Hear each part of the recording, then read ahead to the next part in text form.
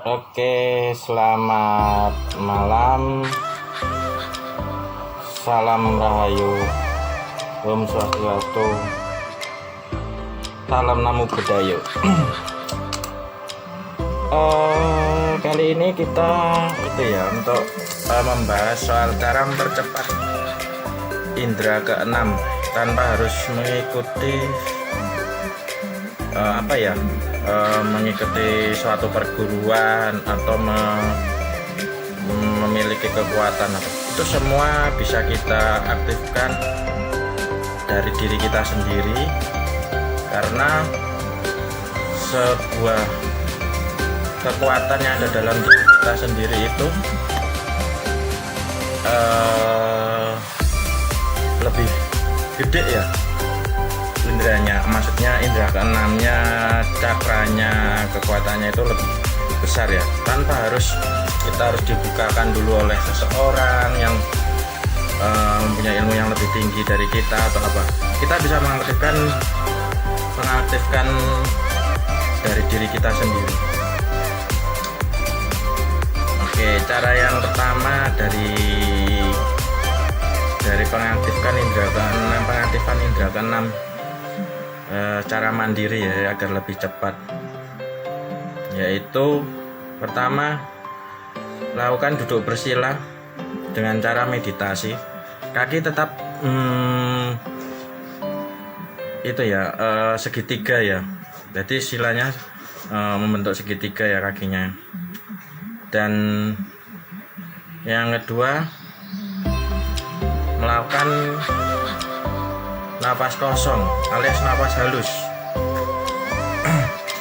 agar kita lebih fokus ke pengaktifan indera keenam itu. Yang pertama seperti itu tadi. Yang kedua, sekarang untuk lebih lanjut lagi naik ke pengaktifan, yaitu dengan fokus di ulung antik. Jadi jadi posisinya di sini. Oke, di sini ya. Itu kalian fokus ke ulung hati.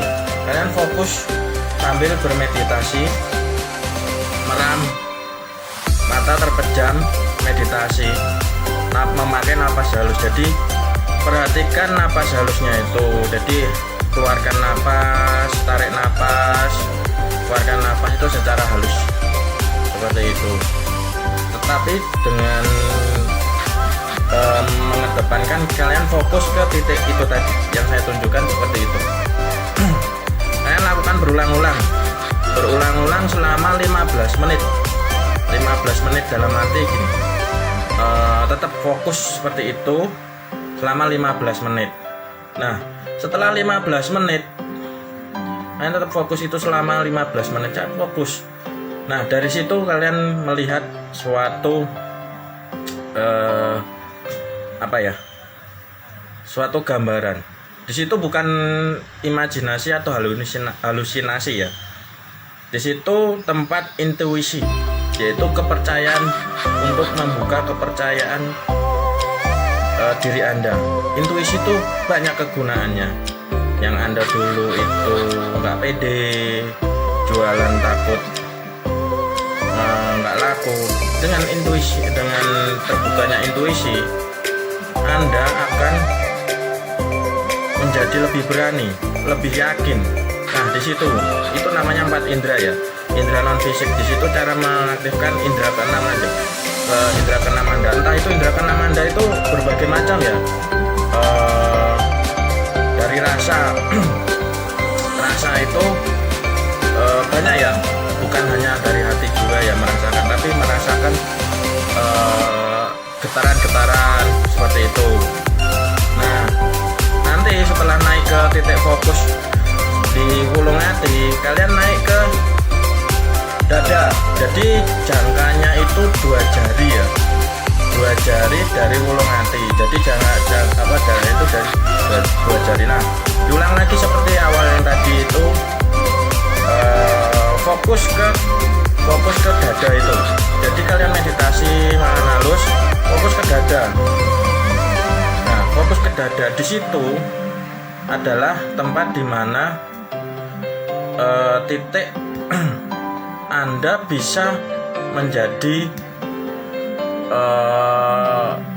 peka terhadap apa yang ada di depan Anda, dalam arti seperti semesta memberitahukan Anda informasi seperti apa. Jadi apa kejadian yang akan terjadi, seperti misalnya ya, kalian tidak boleh, misalnya ada yang dikasih tahu jangan lewat sini, jangan lewat sini. Nah, disitulah indera non fisik Anda yang ada di titik dada ini memberitahukan Anda. Jadi jangan lewat sini, nanti ada bahaya. Disitulah itu nanti akan terbuka seperti itu, nanti akan lebih peka. Dan untuk yang titik ketiga, ya, untuk membuka indera keenam Anda, yang titik ketiga adalah 2 jari di atas dada tadi. Jadi jaraknya seperti ini. Nah, tepat sebelah sini. Nah, sebelah sini Anda tetap titik fokus di sini ya. Di sini titik fokusnya di sini. Anda tetap sama seperti awal tadi, meditasi. Nah, di situ nanti ada gambaran, banyak sekali ya gambarannya. Itu entah nanti ada wanita, dewa atau apa seperti itu, atau pedang atau apa. Itu nanti ada gambaran-gambaran seperti itu. Itu bukan halusinasi. Nah, bukan halusinasi atau apapun habis itu. Di situ namanya regresi. Melihat apa ya? Melihat kehidupan Anda sebelumnya. Melihat kehidupan Anda sebelumnya. Jadi sebelumnya itu Anda melihat, maksudnya Anda sebelum jadi Anda sekarang, itu Anda bisa ketahui. Itu entah jadi wanita, hewan, binatang atau apapun, itu bisa diketahui. Dan itu bukan regresi, itu adalah yang memberitahukan guru sejati Anda. Nah, terus untuk yang titik yang keempat di sini adalah tepat di jenggot Anda sini. Nah, 1 senti di bawah jenggot ya. Titik fokus di situ. Tetap dengan cara meditasi secara langsung, tetap melakukan seperti tadi 15 menit, selama 15 menit diwaktuin ya, di timer aja lah seperti itu. Jadi meditasi ini nanti jika Anda bisa fokus ke titik ini tadi, titik-titik tadi itu, nah nenek untuk yang ini, titik ini, Anda akan bisa menembus alam-alam yang ada di semesta ini, entah itu alam hewan, semua ada hewan atau tumbuhan atau apapun, itu akan bisa nembus. Dan di situ sekali lagi ya, itu bukan halusinasi atau imajinasi Anda. Dan disitulah kelebihan yang ada pada diri Anda. Di sana, dengan terbukanya 4 titik tadi, nanti Anda akan kebukanya mata asna Anda yang ada di sini. Mata asna adalah bukan mata asna itu, kasih tahu ya, kebanyakan orang itu yang melihat yang berpikir terbukanya mata asna itu bisa melihat gaib dan sebagainya atau bangsa-bangsa halus. Itu salah. Mata asna adalah sebuah indera keenam kita yang bisa membedakan antara itu baik dan buruk. Itu mata asna. Itu sebenarnya. Jadi seseorang yang justru bisa melihat gaib itu tidak berwujud. Kali lagi ya, tidak ada wujud dalam arti Anda melihat pocong, bentuknya seperti pocong. Anda melihat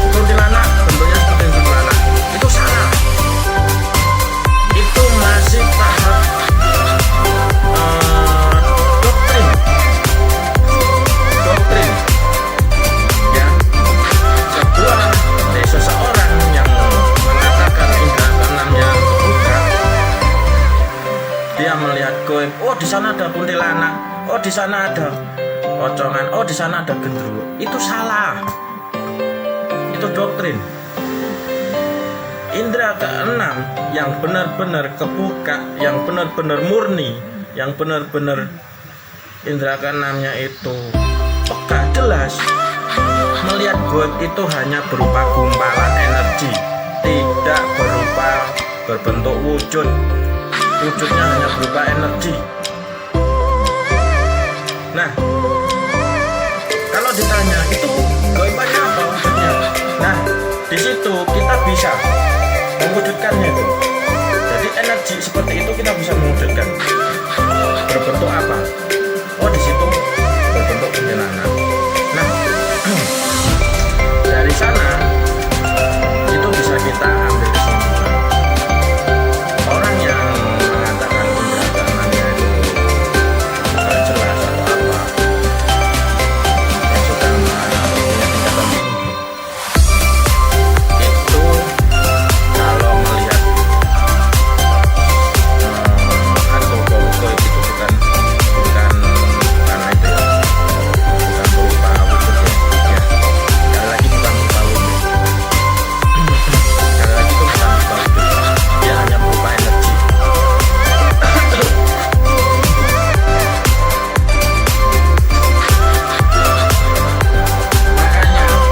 makanya gaib itu dikatakan adalah sebuah energi non materi. Nah, non materi kita bisa mewujudkan itu menjadi materi. Seperti benda-benda berdoa, dia berada di dia berada di gaib, di alam gaib, itu berupa non materi. Masuk ke dunia kita bisa mewujudkan ini. Nah, kenapa seorang dukun-dukun santet itu bisa memasukkan korek api, misalnya korek api ke perutnya orang? Ya ini karena ini dirubah menjadi non materi, tapi akan tetapi wujud aslinya itu ya seperti ini, tetap utuh. Nah, yang masuk ke tubuhnya seseorang itu adalah non materi. Jika dilihat, di-scan atau di apa, itu akan berubah, itu akan terlihat seperti korek. Nah, itulah namanya santet. Makanya orang yang ngaku bisa ngambil barang-barang misal keris atau apa, buat itu narik-narik, terus ditanya kamu bisa nyantet nggak?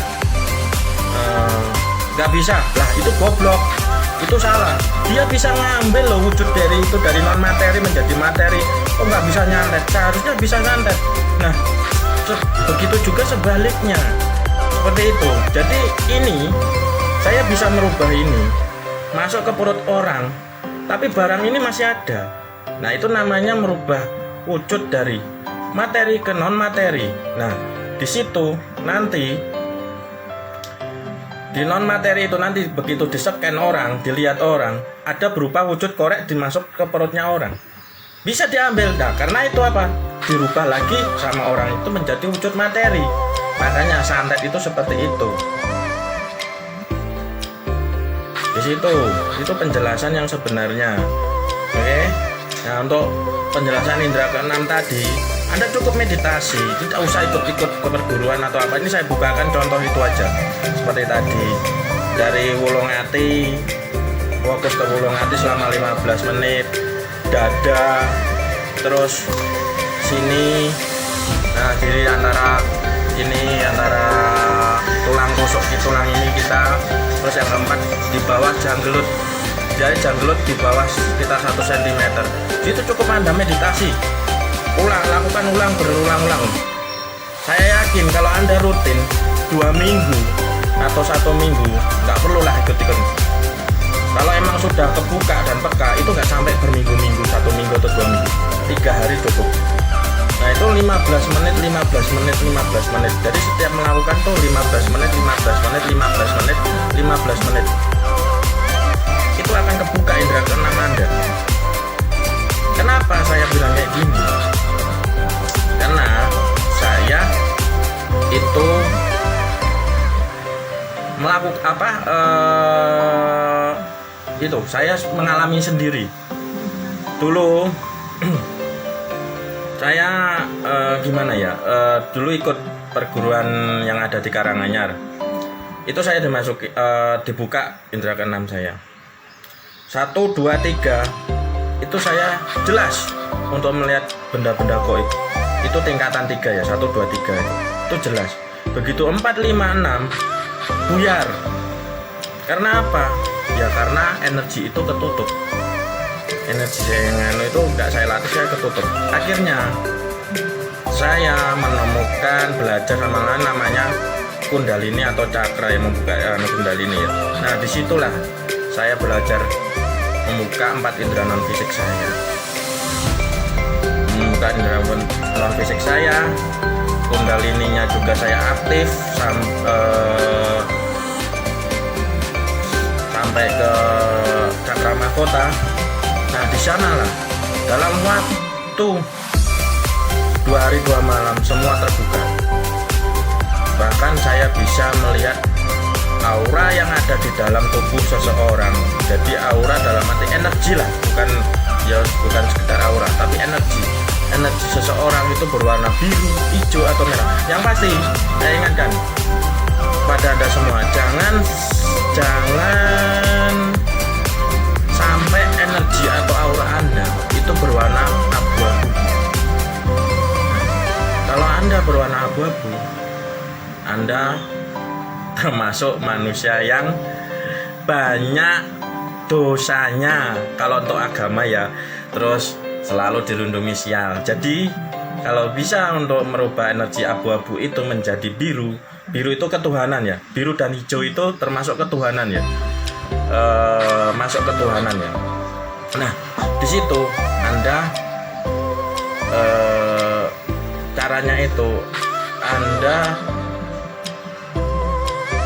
membuka diri biar nggak intinya aura apa energi Anda itu abu-abu. Jadi Anda membuka diri Anda itu terbuka.